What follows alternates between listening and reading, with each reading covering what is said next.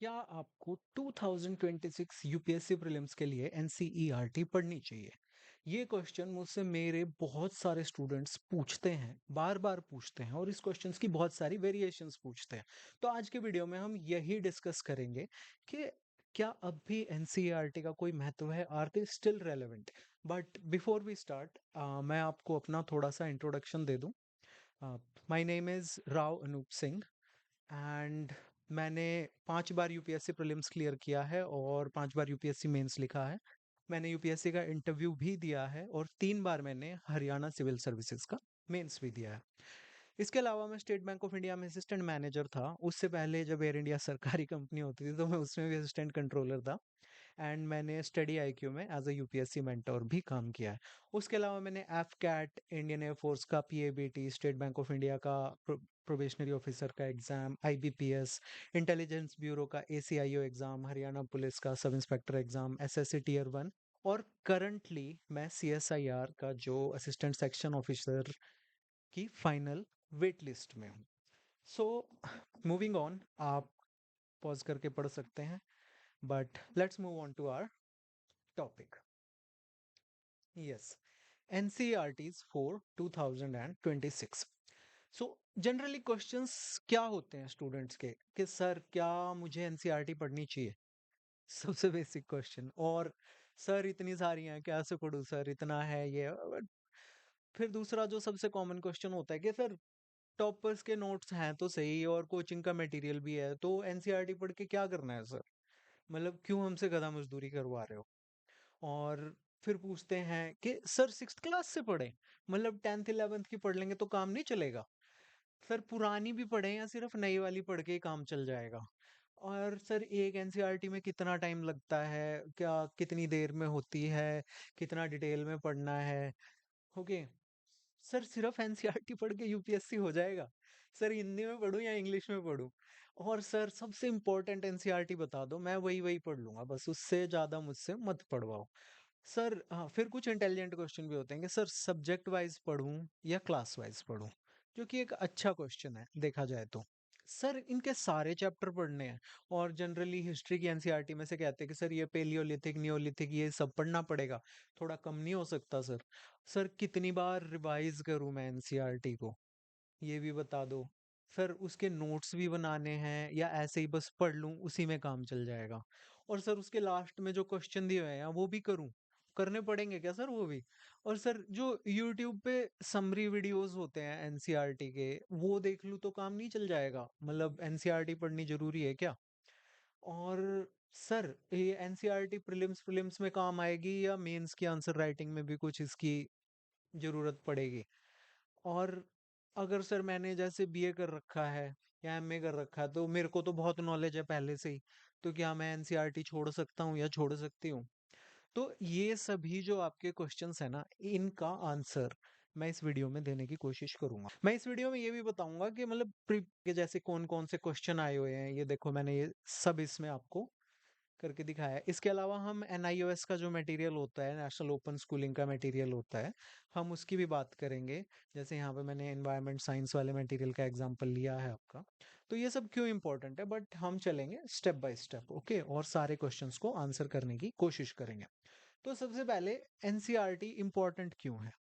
तो देखो भाई, बात ये है कि जब भी आप कोई एग्जाम देने जाते हो तो उसमें सबसे ज्यादा जो चीज मैटर करती है वो होती है एक्यूरेसी। ठीक है, कि जो आप पढ़ रहे हो ना वो एक्यूरेट हो, वो ऐसे ही कहीं से कुछ भी उठा के आप नहीं पढ़ रहे हो। तो इस मामले में जो एनसीईआरटी है वो गवर्नमेंट ने पब्लिश की है, स्कूल के बच्चों के लिए की है, जरूर बिल्कुल सही बात है, बट वो गवर्नमेंट ने पब्लिश की है तो हम मान सकते हैं कि उनकी एक्यूरेसी जो है उसको हम ट्रस्ट कर सकते हैं। एंड इन केस अगर कुछ उसमें गलत भी दिया हुआ है और वो एग्जाम में पूछ लिया जाता है और आप वहां पे गलत मार्क, तो आप गलत मार्क कर देते हो, तो आप यूपीएससी को चैलेंज कर सकते हो कोर्ट में कि सी यहाँ एनसीईआरटी में ये दिया हुआ है, तो मेरी गलती नहीं है। एंड वहां पे कोर्ट आपके ही फेवर में फैसला देगा, बट हम कोर्ट कचहरी तक नहीं जाएंगे, ये बस एक एक्सट्रीम एग्जांपल था जो मैंने आपको दिया था। तो यूपीएससी जो है एग्जैक्टली एक्यूरेसी को वैल्यू करता है, इसलिए गवर्नमेंट द्वारा पब्लिश्ड जो भी मटेरियल होगा ना वो आपको बेस्ट नॉलेज देता है। और कोचिंग के मटेरियल देखो, क्योंकि मैंने इस इंडस्ट्री में बहुत काम किया है। सो कोचिंग के मटेरियल का ऐसा है कि जितना भी कोचिंग की बुक्स बनानी या समरी बनानी, ये सब है ना, एक बार किसी ने प्रीलिम्स दे लिया, थोड़ा सा सिलेबस का नॉलेज हो गया, वो लोग तैयार करते हैं, वो भी पार्ट टाइम। और जब सीनियर नहीं बैठा होता तो अपनी किताबें पढ़ रहे होते हैं, तो उनका मेन फोकस जो होता है ना, वो पेज छाप के देने का होता है कि मेरी पीडीएफ में मैंने आपको 10 पेज दे दिए, मुझे उसके अकॉर्डिंग पेमेंट हो जाएगी। एक्यूरेसी बहुत कम इंस्टीट्यूट हैं जो मेंटेन करते हैं, इवन मैं बड़े इंस्टीट्यूट्स का हाल बता रहा हूँ आपको। So always depend on government publish material, इसीलिए हम एनसीईआरटी, एनआईओएस, ये भी नेशनल ओपन स्कूलिंग का एक इसमें गवर्नमेंट पब्लिश्ड मटेरियल होता है, बहुत अच्छा मटेरियल होता है, मैं दिखाऊंगा आपको अभी। इग्नू या यूनिवर्सिटीज हैं जो भी, डीयू होगी आपकी, या कोई भी सरकारी यूनिवर्सिटी, उनका जो मटेरियल है वो सब, पीआईबी प्रेस इंफॉर्मेशन ब्यूरो, या आपकी मिनिस्ट्री की रिपोर्ट्स होगी, आप इन पे डिपेंड करेंगे प्राइमरीली। आप रिवाइज करने के लिए कोचिंग मटेरियल पे डिपेंड कर सकते हैं, बट आप अपना बेसिक्स क्लियर करने के लिए हमेशा ऑथेंटिक सोर्सेज पे डिपेंड करेंगे, अगर आपको इस एग्जाम में स्कोर करना है और अपने अच्छे से कॉन्सेप्ट बनाने हैं तो। कॉन्सेप्ट की बात से अब हम चलते हैं कॉन्सेप्चुअल क्लैरिटी पे। तो यूपीएससी है ना, सिर्फ आपकी मेमोरी टेस्ट नहीं करता, ओके, वो आपकी अंडरस्टैंडिंग भी टेस्ट करता है। अब हमने एसएससी वगैरह के या फिर आपके पीसीएस के एग्जाम्स होते हैं, उसमें आपसे सीधा पूछ लेते हैं भाई, पानीपत की पहली लड़ाई कब हुई, पानीपत की दूसरी लड़ाई कब हुई, फर्स्ट रिवोल्ट ऑफ इंडिपेंडेंस कौन से साल में हुआ, पलासी की लड़ाई कब हुई। बट यूपीएससी में रोट लर्निंग का इतना महत्व नहीं है। तो यहाँ पे क्या होता है कि आपको कॉन्सेप्ट समझ में आने चाहिए, तो आपसे क्वेश्चंस किस तरह के पूछे जाते हैं कि आ, पलासी की जो लड़ाई हुई, उसका इम्पोर्टेंस क्या है इंडिया की मॉडर्न हिस्ट्री में। तो ये आपको तभी समझ आएंगे जब आपने अच्छे से सिंपल टर्म्स में कहीं से कुछ पढ़ा हुआ होगा।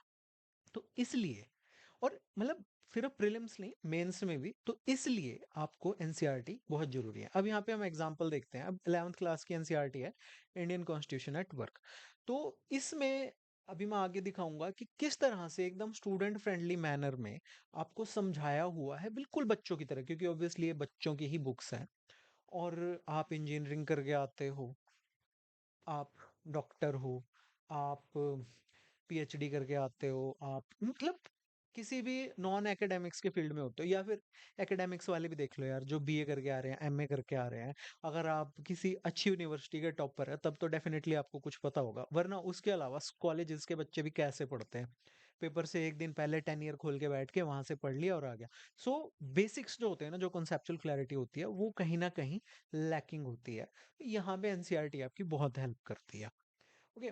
और इसी तरह एनआईओएस का जो मटेरियल है वो भी मैं आपको भी दिखाऊंगा, उसमें भी स्पेशली जैसे एनवायरनमेंट वाला मटेरियल है, बहुत अच्छे से कॉन्सेप्ट्स को समझाया गया है, पिक्चर्स के साथ, डायग्राम्स के साथ, और इन सब चीजों के साथ। फॉर एग्जाम्पल, अब पॉलिटी की 11th क्लास की एनसीईआरटी है, उसमें हमको चैप्टर 1 में कॉन्स्टिट्यूशन की इंपॉर्टेंस बहुत अच्छे से समझा रखी है। जैसे फॉर कॉन्स्टिट्यूशन के फंक्शंस क्या क्या होते हैं, बहुत ही क्लियर लैंग्वेज में बता रखा है भाई, फर्स्ट फंक्शन आपका ये होगा, सेकंड फंक्शन आपका ये होगा, बहुत सिंपल लैंग्वेज में, थर्ड फंक्शन आपका ये होगा, और फोर्थ फंक्शन आपका ये होगा। तो यहाँ से आप अपने सबसे पहले तो आप एक सिंपल अंडरस्टैंडिंग डेवलप कर सकते हो, और उसके बाद आप उस अंडरस्टैंडिंग को अप्लाई कर सकते हो, ना सिर्फ अपने प्रीलिम्स में बल्कि अपने मेंस के एग्जाम में भी, और यहीं से आपको मार्क्स मिलेंगे, यहीं से आपका रैंक बनेगा, ठीक है। अब आप सब लोग ऐसा तो है नहीं कि हार्वर्ड से पढ़े हुए हो या फिर आप लोग बड़ी यूनिवर्सिटीज से पढ़े हो। हर तरह के लोग होते हैं जो इसकी यूपीएससी की तैयारी करते हैं।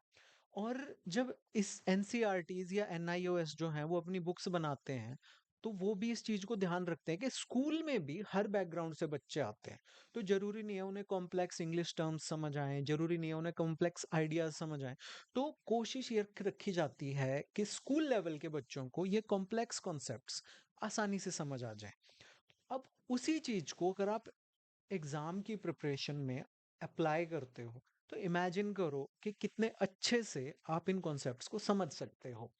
पैराग्राफ, स्ट्रक्चर, इलस्ट्रेशन, डेफिनेशन, सब कुछ इस तरह से दिया होता है कि आप बिना कोचिंग के जो आपके एग्जाम रेलेवेंट कॉन्सेप्ट्स है ना, उनको एक स्टोरी टेलिंग की फॉर्म में समझ सको।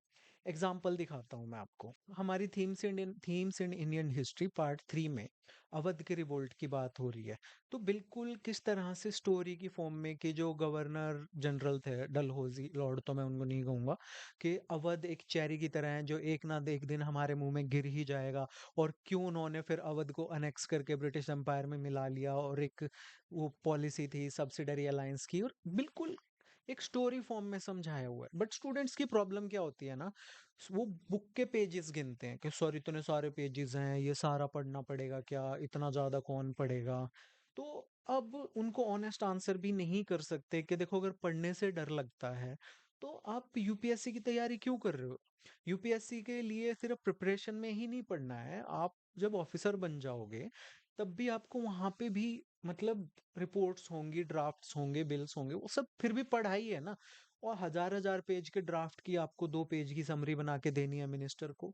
इन चीजों से डरो मत।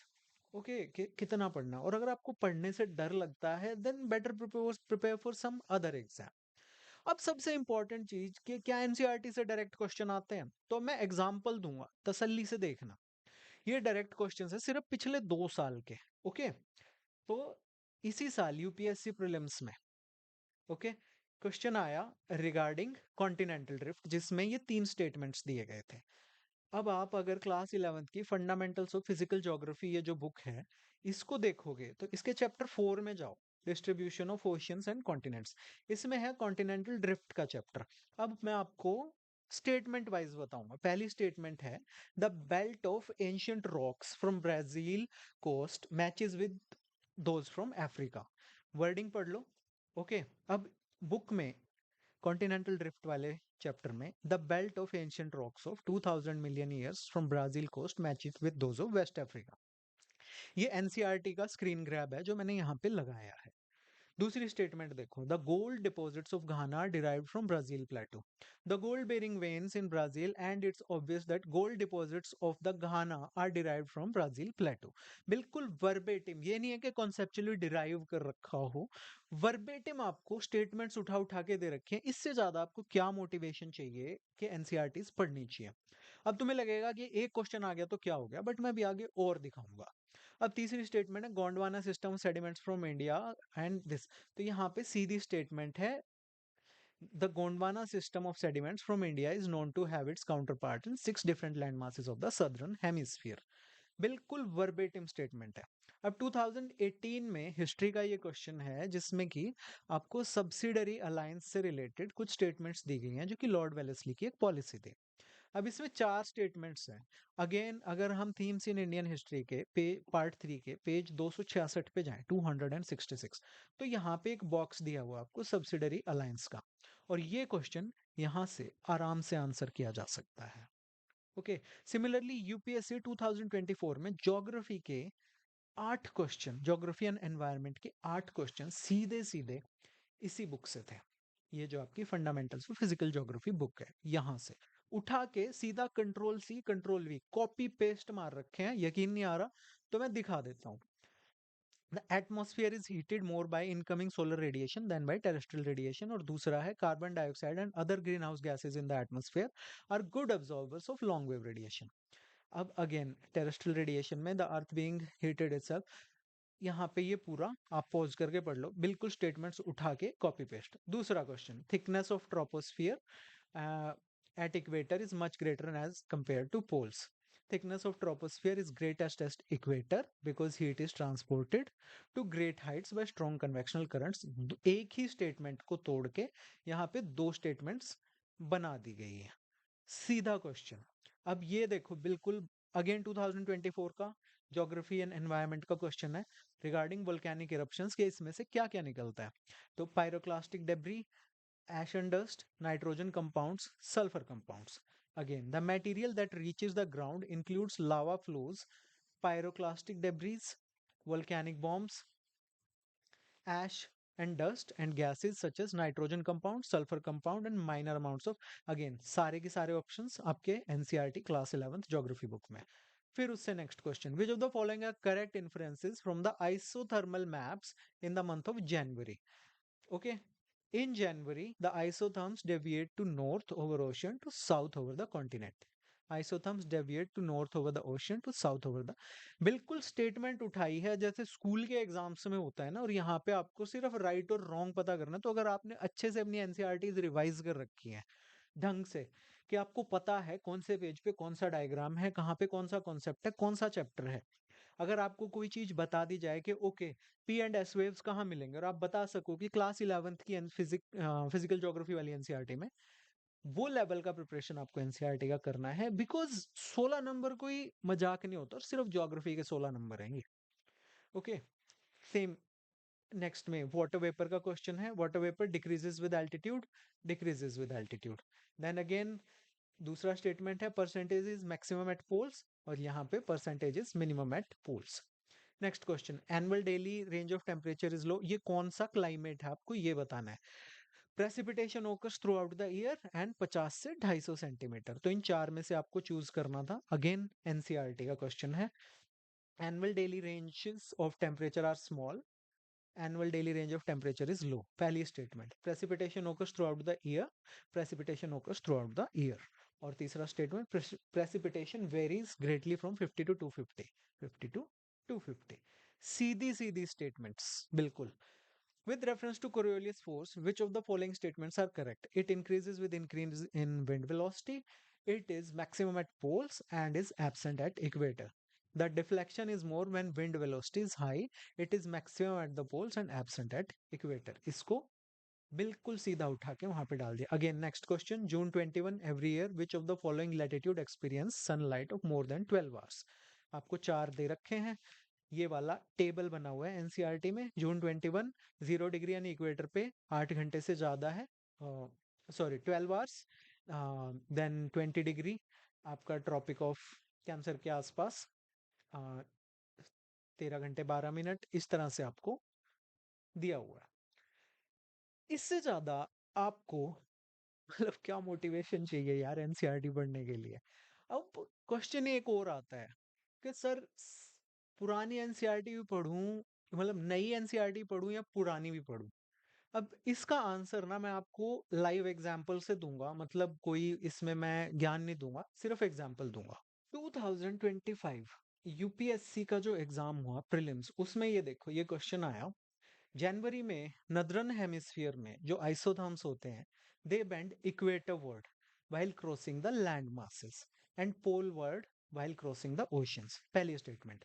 And in January, the air over the oceans is warmer than that over the land masses in the northern hemisphere.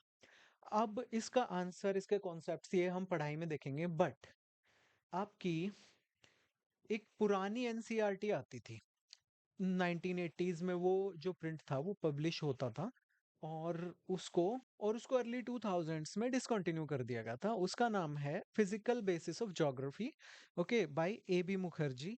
And ये पब्लिश होती थी आपकी मार्च 1980 में, और आई थिंक ये 2000 समथिंग तक जब सिलेबस चला तब तक ये चली होगी। तो अब इसके हाइड्रोलॉजी ओशियंस वाला जो जो ओशियनोग्राफी वाला पार्ट है, उसमें हम जाएंगे, और उसमें ये देखो पेज नंबर 116 आप खुद चेक कर सकते हैं, पेज 117। तो ये जनवरी आइसोथर्म्स एंड ये जुलाई आइसोथर्म्स, इनके बारे में बताया है। तो जनवरी में isotherms bend poleward on the oceans and equatorward on the continents in the northern hemisphere. And जुलाई में सीधी सीधी स्टेटमेंट आपको उठा के दी हुई है, ओके, कि किस तरफ कब मुड़ते हैं, और उसका रीजन भी यहाँ पे दिया हुआ है। सी, तो पुरानी एनसीईआरटी से एक क्वेश्चन, अब कहोगे एक क्वेश्चन आ गया तो क्या हो गया, उसके लिए पूरी पुरानी एनसीईआरटी पढ़े।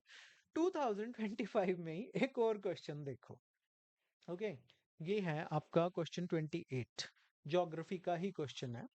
Consider the following statement. In context of effect of water on rocks, chalk is known as a very permeable rock, whereas clay is known as quite an impermeable or least permeable rock. तो इसमें statement दिया है, chalk is porous, hence can absorb water, and clay is not porous at all.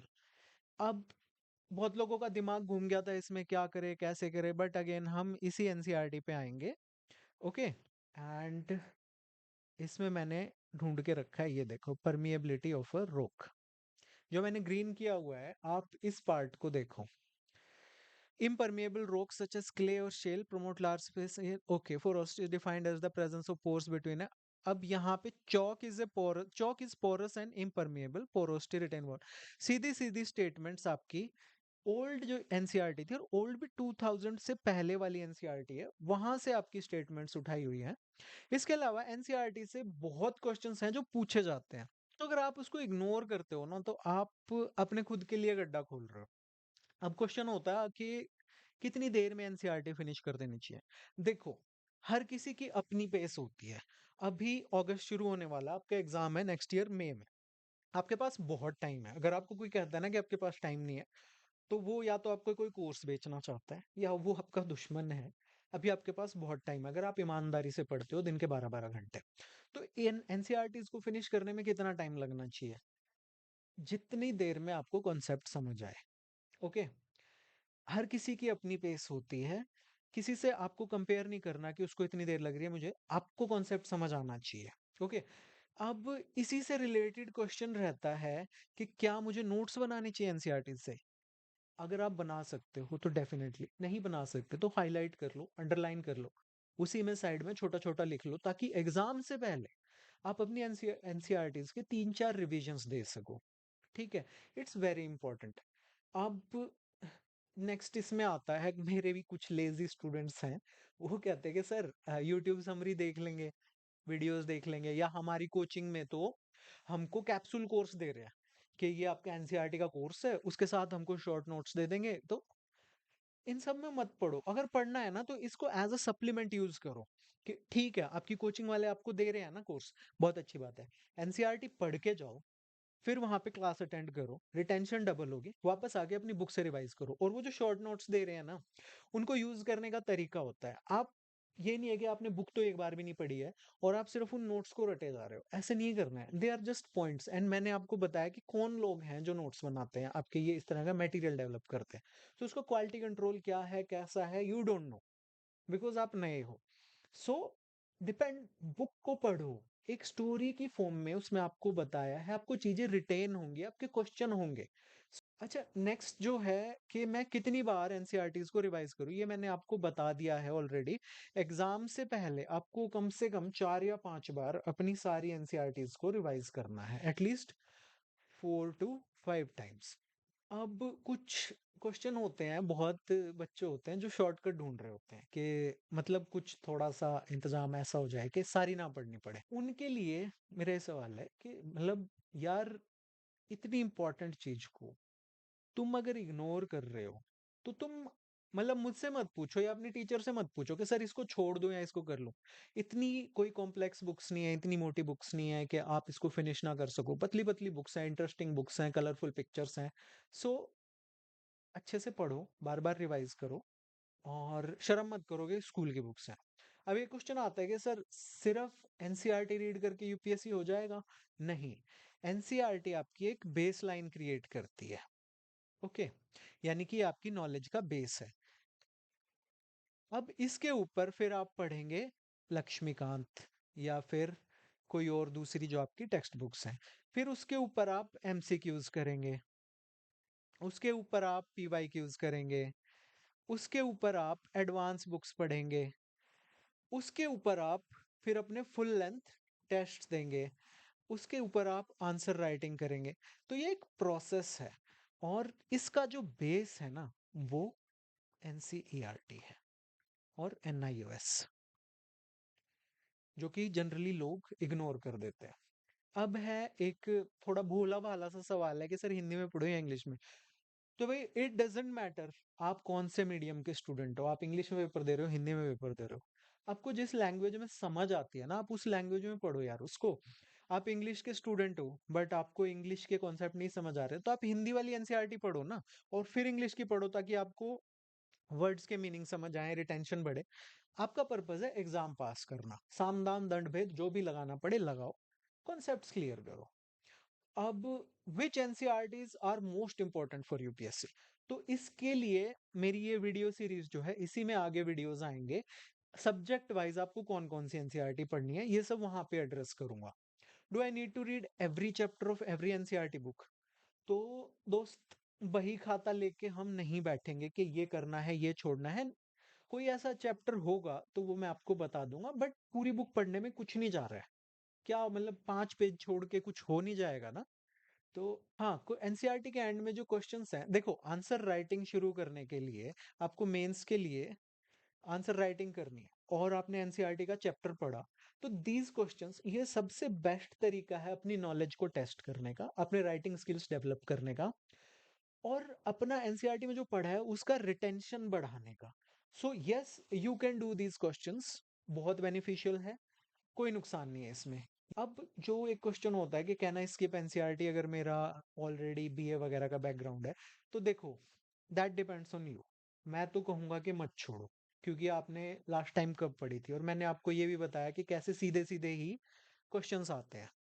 But जब हम college में पढ़ते हैं तो हम किस तरह एग्जाम देते हैं, आप बहुत ही मेधावी छात्र हो, आपने पढ़ के एग्जाम दिया बहुत अच्छे से तो और बात है, बट हर कोई ऐसा नहीं होता, कोई लाख में एक होगा। तो as a general rule please skip मत करो, क्योंकि वर्बेटिम क्वेश्चंस आते हैं। अब हम बात करेंगे एनआईओएस के मटेरियल की। एनआईओएस होता है national institute of open schooling, यानी कि जो बच्चे स्कूल नहीं जा पाते उनके लिए गवर्नमेंट ने जो मटेरियल डेवलप कर रखा है पढ़ने के लिए, एंड ट्रस्ट मी, एनसीईआरटी इस मटेरियल के सामने पानी भी नहीं मांगती। ये सब मैं आपको अपने आगे आने वाले लेक्चर्स में बताऊंगा, कहाँ से डाउनलोड करना है, कैसे पढ़ना है, मैं इवन पढ़ाऊंगा भी आपको। ओके, बट अभी मैं एक दिखा देता हूँ कि ये 10th क्लास का मटेरियल है एनवायरनमेंट का, एनसीईआरटी में इसके बराबर कोई मटेरियल नहीं है। कितने अच्छे से आपको इकोलॉजी के प्रिंसिपल्स यहाँ पे समझाए हुए हैं, डायग्राम्स बना के, individual, population, community, ecosystem and सबकी डेफिनेशंस हैं, एंड ये सब ऑफिशियल डेफिनेशंस हैं जो आप एग्जाम में लिख सकते हो याद करके, सिंपल लैंग्वेज में है, आपको अच्छे मार्क्स मिलेंगे। ये सब डायग्राम्स आप वहाँ यूज कर सकते हो, जिस तरह से कॉन्सेप्ट्स यहाँ पे समझाए गए हैं कि नीश क्या होता है एंड उसके फंक्शंस क्या होते हैं, जैसे यहाँ diagram. I mean it's a lovely material. अगर आपको पढ़ने का शौक है ना, और आप यूपीएससी का एग्जाम दे रहे हो, आप स्टेट पीसीएस का एग्जाम दे रहे हो, आप कोई और एग्जाम दे रहे हो, this material is something else. और ये 10th क्लास का है। अगर आप 12th क्लास का एनआईओएस का मटेरियल देखेंगे ना, तो आई थिंक आपको लगेगा कि कोचिंग में जो करवाते हैं इट्स मीनिंगलेस। कोचिंग में ऑब्वियसली अच्छी बात है, आप जा रहे हो, वहां पे आपको एग्जाम रेलेवेंस पता लगती है, but still don't skip NCERT and NIOS. मैं आगे बताऊंगा आपको कैसे करना है, किस तरह पढ़ना है, कहाँ से पढ़ना है, कितना पढ़ना है, ये सब हम अगले वीडियोस में बातें करेंगे। 8-9 वीडियोस होंगे इस सीरीज के। अब क्वेश्चन है कि आपका जो मेंस एग्जाम होता है उसकी आंसर राइटिंग में, अब देखो ये किस तरह हेल्प करती हैं। ये डायग्राम से क्लास 11th की ज्योग्राफी एनसीईआरटी के, और पी वेव, एस वेव या एनसीईआरटी सॉरी अर्थक्वेक से रिलेटेड क्वेश्चंस बहुत बार पूछे जा चुके हैं। Then who is stopping you to use this diagrams in your exam? बहुत ही क्लियर सिंपल डायग्राम्स हैं एस वेव, पी वेव के, शैडो जोन्स के, और ये सिर्फ एक एग्जाम्पल है जो आप अपने एग्जाम में यूज कर सकते हैं। कैप्सूल कोर्स के बारे में मैंने आपको बता दिया है। समरी बुक्स उनको फेंक दो, अपनी एनसीईआरटीज को ही यूज करो। कोई इतना भारी भरकम सामान नहीं है आपकी एनसीईआरटी में कि आपको उसकी भी समरी चाहिए हो। ओके, अगर आपकी कोचिंग कोई नोट्स प्रोवाइड कर रही है एनसीईआरटी में, तो उन नोट्स को पहले खुद एनसीईआरटी पढ़ो और फिर एनरिच करो कि इसमें क्या स्किप कर रखा है, क्या मिस्टेक है, ये सब आपकी जिम्मेदारी है। और प्रैक्टिस क्वेश्चंस, अगर आपके पास कोई बुक है, आपकी कोचिंग से कोई मटेरियल मिला है जिसमें एनसीईआरटी स्पेसिफिक प्रैक्टिस क्वेश्चंस है, देन दैट्स गोल्ड माइन। आपको प्रैक्टिस क्वेश्चन करने हैं, अगर आपको वहां नहीं मिलते तो आप टेक्स्ट बुक या किसी ऑनलाइन पोर्टल से आप सब्सक्रिप्शन लेके वहां से कर सकते हैं। आप चैट जीपीटी में अपना चैप्टर डाल के उसको बोल सकते हैं कि मुझे क्वेश्चंस बना के दो, मैं भी आपको क्वेश्चंस दूंगा आगे अपने इस चैनल पे। सो यस, आपको इस तरह से अपनी एनसीईआरटी को करना है। आपको रीड करना है, देन उसके नोट्स बनाने हैं या इंपॉर्टेंट पार्ट्स को अंडरलाइन करना है, फिर उसके क्वेश्चंस करने हैं। देन आपको जो यूपीएससी ऑलरेडी कर क्वेश्चंस पूछ चुका है, पीवाईक्यूज, आपको उनको प्रैक्टिस करना है with respect to NCERT. Okay, अब फाइनल टिप्स जो मैं आपको दूंगा कि किस तरह से पढ़ना है, सब्जेक्ट वाइज पढ़ो या क्लास वाइज। देखो it totally depends on you. अगर आप सब्जेक्ट वाइज अपना कोई एक शेड्यूल लेके चल रहे हो, देन डेफिनेटली आप सब्जेक्ट वाइज शुरू करो कि पॉलिटी की आपने सारी एनसीईआरटी पढ़ी, then you moved on to Laxmikanth, then आपने टेस्ट दिए, पीवाईक्यूज किए, इस तरह से। और अगर आप अभी हवा में झूल रहे हो कि यार करना चाहिए नहीं करना चाहिए, मेरा इंटरेस्ट नहीं बन रहा, मुझसे पढ़ाई नहीं हो रही, देन जस्ट स्टार्ट रीडिंग। पहले क्लास 6 की सारी एनसीईआरटी पढ़ दो, जो मैं बताऊंगा नेक्स्ट वीडियोस में, 7th की, देन 8th की, देन 9th की, 10th की। आपका एक बेस क्रिएट हो जाएगा, और जब आप सब्जेक्ट वाइज पढ़ेंगे तो आप फिर उनको जब दोबारा पढ़ेंगे तो आपको उतना टाइम नहीं लगेगा चीजों को समझने में और रिटेन करने में। अब एनआईएस का मटेरियल भी पढ़ना है सर, हाँ पढ़ना है, सारा नहीं पढ़ना है, जो जो बताऊंगा सिर्फ वो पढ़ना है। ओके। एंड लास्ट में सबसे इंपॉर्टेंट बात जो प्लीज आप बिल्कुल मत भूलना, कोविड के टाइम में गवर्नमेंट ने एनसीईआरटीज को रेशनलाइज कर दिया था। और रेशनलाइजेशन वैसे तो होता है कि आप जो भी मटेरियल दिया हुआ है, जितने भी चैप्टर्स है 1 2 3 4 5 6, इन सबको थोड़ा सा छोटा कर दो और शॉर्ट में समझा दो। ओके, यानी कि 5 चैप्टर्स यहाँ थे, 5 यहाँ पे, बट थोड़ा शॉर्ट है, ये होता है। बट हमारी गवर्नमेंट ने क्या किया है कि अगर किसी में 10 चैप्टर्स हैं तो जो रेशनलाइज वर्जन है उसमें सिर्फ 1 2 3 4 5 ही चैप्टर छोड़े हैं। सो रेशनलाइज्ड वर्जन्स मत पढ़ना, कोचिंग वगैरह की वेबसाइट्स पे, हर जगह पे 2019 या उससे पहले के जो एडिशंस है ना एनसीईआरटीज के, वो पढ़ने हैं। ओके, बाद वाले मत पढ़ना, आधे अधूरे हैं। एक और चीज, अब जो आपकी हिस्ट्री की आवर पास्ट्स 1 2 3, ये 3 बुक्स होती थी, ये डिसकंटिन्यू हो गई है, इनको गवर्नमेंट ने बंद कर दिया। बट इसका मतलब ये नहीं है कि आप इन बुक्स को पढ़ेंगे नहीं, आपको इन बुक्स को पढ़ना है, हर हालत में पढ़ना है, क्योंकि ये बहुत सोर्स, मतलब आपका जो एग्जाम रेलेवेंट मटेरियल है उससे रिच बुक्स हैं। तो प्लीज इनको इग्नोर मत करना किसी भी हालत में। और ये आपको एनसीईआरटी की वेबसाइट पे, एनसीईआरटी की वेबसाइट से तो आपको कुछ डाउनलोड करना ही नहीं है, आपको अपने कोचिंग की वेबसाइट से यहाँ से एनसीईआरटीज मिलेंगी ना, जो 2020 से पहले के वर्जन से, 19 से पहले के वर्जन से, वो डाउनलोड करके पढ़ने हैं, या आप मार्केट जाके खरीद के ला सकते हैं। बट अगेन, नए वर्जन्स मत खरीदना प्लीज, बिकॉज अगेन वो रेशनलाइज्ड वर्जन्स हैं, उसमें आपके पैसे भी उतने ही लगेंगे और आपको सामान भी नहीं मिलेगा, कटफट के उसमें दिया हुआ है। So you were watching the underdogs Acharya, और मैं आपसे यही कहूंगा कि अभी बहुत इंटरेस्टिंग वीडियोस आने वाले हैं, इसको लाइक करें, अपने फ्रेंड्स के साथ शेयर करें, एंड प्लीज सब्सक्राइब करें, ताकि मुझे भी वीडियोस बनाने में मजा आए। जो फॉलो काउंट बढ़ता है वही मेरी कमाई है फिलहाल तो। So thank you for watching and stay tuned, और भी बहुत सारी इंपॉर्टेंट इन्फॉर्मेशन एंड आपका यूपीएससी 2026 को टारगेट करते हुए स्टडी मटेरियल मैं यहाँ पे लेके आऊँगा। Thank you for watching, take care.